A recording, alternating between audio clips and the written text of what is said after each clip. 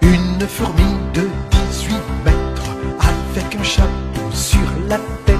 Ça n'existe pas. Non, non, non. Ça n'existe pas. Qu'est-ce qui va se passer? C'est là on va rentrer. C'est que Sulayman alayhi salam, alors qu'il est en train de ranger son armée de djinns, d'animaux et tout ça en rang, il a décidé d'arriver dans une vallée où il y avait une fourmi. Et c'est ça que je vais vous mettre ici. C'est intéressant. Mais il va falloir aller plus loin que la simple écriture ici. Donc le verset, il est ici.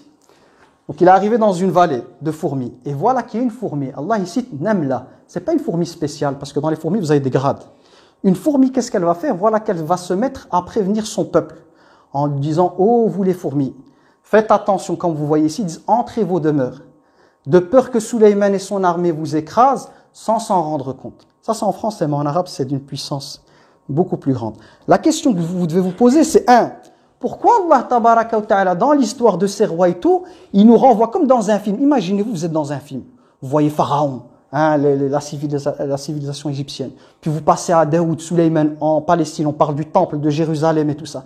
Et dans l'histoire, on va te faire rentrer une petite fourmi minuscule qui va dire à les gens de sa communauté, attention, Sulayman et son armée va arriver, il va vous écraser. Comme si dans un film, d'un coup on passe de ce qui est grand à ce qui est minuscule, une petite fourmi qui à notre échelle est insignifiante, une petite fourmi parmi des milliards de fourmis, Allah va s'arrêter là-dessus. C'est qu'il y a une leçon à tirer.